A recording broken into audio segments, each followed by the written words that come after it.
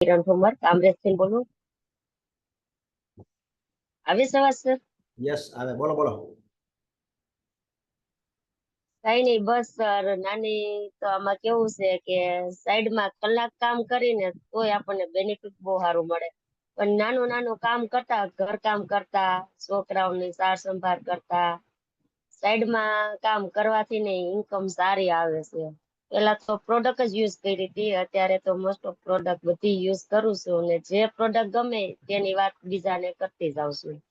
વાત કરતા કરતા પૈસા આવે એમ. કોઈ એવું હાર્ડવર્ક નથી કરવું પડતું કે થકાઈ જાય, થાકી જાય. ત્યારે હું આમાં જોઈન ત્યારે ને ત્યારે બહુ હાર્ડવર્ક કરતી હતી. ત્યારે આખો મહિનો હાર્ડવર્ક કરું ને ત્યારે 10,000 આવતા હતા.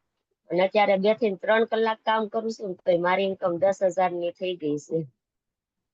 પેલા તમે શું કરતા? પેલા તો સર બહુ બધું કામે કરેલું, ને જયારે જોઈનિંગ કર્યું ને ત્યારે સીટું ભરતી ડાયમંડ ની. સવારે 8 વાગ્યા થી તે રાતે ક્યારેક તો 12, 12:30 વાગી જતા. બહુ હાર્ડ વર્ક હતું. તમારી વેસ્ટેજ ની શરૂઆત કેવી રીતે થઈ? બસ એક પ્રોડક્ટ લેવાની હતી, સપ્લિમેન્ટ થી જ મેં તો વેસ્ટેજ ની શરૂઆત કરી છે કે મારા માટે સપ્લિમેન્ટ લીધી હતી. અને એટલું સરસ રિઝલ્ટ આવ્યું ને સર કે વાત જ પૂછોમાં. તો એમ જ થયું ના આમાં તો કામ કરવા, અને પેલા તો હેલ્થ સુધરે એવું છે એમ. સપ્લિમેન્ટ જ એવી છે ને કે પ્રોડક્ટ એકવાર યુઝ કરીને તો ક્યારેય મૂકવાનું મન નથી થતું. સપ્લિમેન્ટ ચાલો આજ નથી સારું થઈ ગયું તો લેવાની ઈચ્છા થાય, એમ થાય લઈને આજ લઈ જ લઉં. આ તો ખોરાક છે, આપણે ખાવાના તો નથી એમ. તો તમને સપ્લિમેન્ટ યુઝ કરતા તકલીફ કરતા બિઝનેસ ચાલુ કરી દીધો. તમને શું તકલીફ હતી અને તમને શું સારું થયું? તમારે એક્ઝેક્ટ જરા કહો, બધાને ખબર પડે કે આમાં આવા રિઝલ્ટ હોય. તકલીફ તો સર એટલી હતી ને કે ઘરના પરિવારના લોકો થાકી જ ગયા હતા મારે. કમર કમરનો દુખાવો જ એટલો હતો. 2 વર્ષ મેં નેટ આરામ કર્યો હતો, અને 2 વર્ષ પૈસા ભરીને કસરતમાં જાતી કામરેજ થી વરાસા.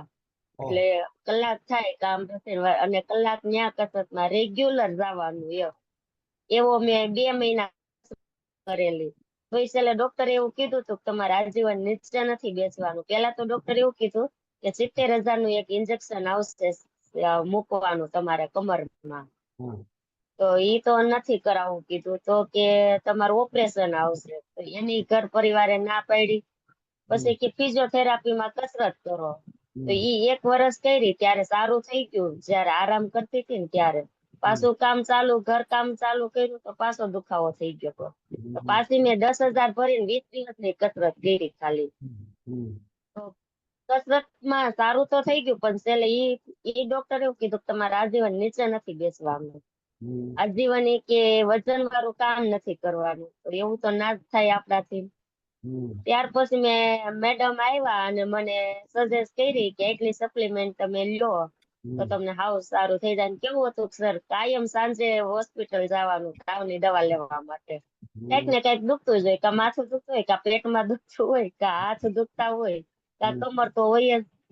એટલે પરિવારે થાકી ગયો તો મને મારું પેકેજ થતું હતું ત્યારે 5500 નું. મારા હસબન્ડ ને કીધું લવ એટલે કે તને 10,000 નું પેકેજ લઈ દો, પણ તું સારી થાતી હોય ને તો ઈ કે નકર કઈ નહીં હવે. પેલે જ મહિને મને 15-20 દિવસ થયા ને ત્યાં મને બહુ જ સારું થઈ ગયું હતું કે હું આખો દિવસ સીટું ભરવાનું કામ પછી તો કરતી હતી. તોય મેં 1 મહિનો સીટું ભર્યું, મને કમર સાવ મટી ગઈ હતી, કોઈ પ્રોબ્લેમ જ નહોતો. પણ મને પછી આમાં સપ્લિમેન્ટ બહુ ગમી. તો મને એમ થયું લાય આમાં જ કામ કરું સાઈડમાં. તો સાઈડમાં 1-2 મહિના કામ કરતા કરતા ઓલું કામ તો બંધ જ કરી દીધું. આ હાર્ડવર્ક નથી કરવું હું તો, આ તો શાંતિથી કામ થાય એવું છે ઘર બેઠા એવું. પછી આ કામ ચાલુ કર્યું તો અત્યારે 10,000 ની ઇન્કમ આરામથી આવે સર આમાં. જોરદાર, સરસ. તમને ના પાડવા વાળા લોકો મળ્યા કે પછી સીધા 10,000 આવા જ માંડ્યા? ના, બહુ બધા મળે ને સર. તરત તો કોઈ વિશ્વાસ આપણા ઉપર ન કરે. એટલે આમ મને તો ઓછા મળ્યા, કેમ કે મારું રિઝલ્ટ જોઈને વધારે બધા એવા છે મારી પાસે કે તું હાજરી થઈ ગઈ ને તો તારામાં કઈક હશે તો જ તું હાજરી થા, નકર બધાને ખ્યાલ જ હતો બહુ બીમાર રહેતી એમ. અને રાઈટ. ના પાડે ખરા, એમ તો ડાયરેક્ટ કોઈ વિશ્વાસ ન કરે ને એમ. અને મેં નતો જ કર્યો વિશ્વાસ. પેલા તો હું તો કહું, પેલા સપ્લિમેન્ટ લઈશ, હું કામ નહીં કરું આમાં. મારે ખાલી હેલ્થ સુધારવા માટે આવી હતી.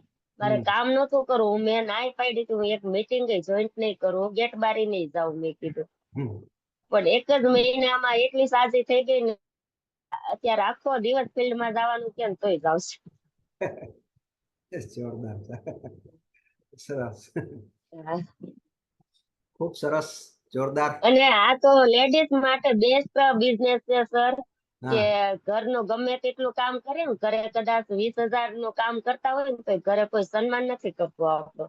કોઈ ક્યારે એવું નથી કહેતી કે તું થાકી ગઈ છો, 20,000 લાવીશો ને તો તું આરામ કર એમ. અને અત્યારે તો આમાં તો એટલું સન્માન મળે ને, એનાથી જ આપણે બિઝનેસમાં આગળ વધી છે, સન્માનથી. જોરદાર,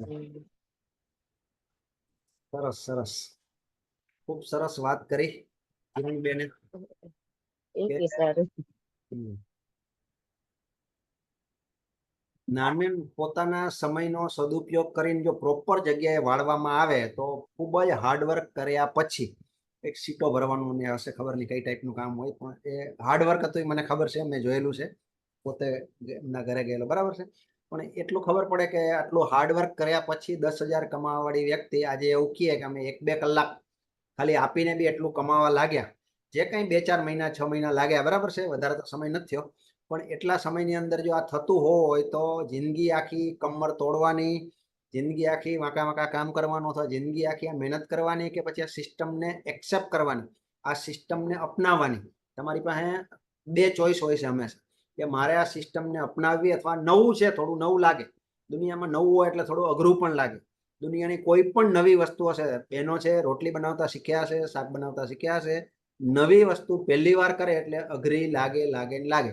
આજે તમારા કોઈ બાળક હશે, નાના બાળકો હશે ને, એકડો પાડવાનો હશે, ABCD લખવાની હશે, નહીં આવડે, અઘરું પડશે, વારંવાર કરવું પડશે તો જ આવડશે.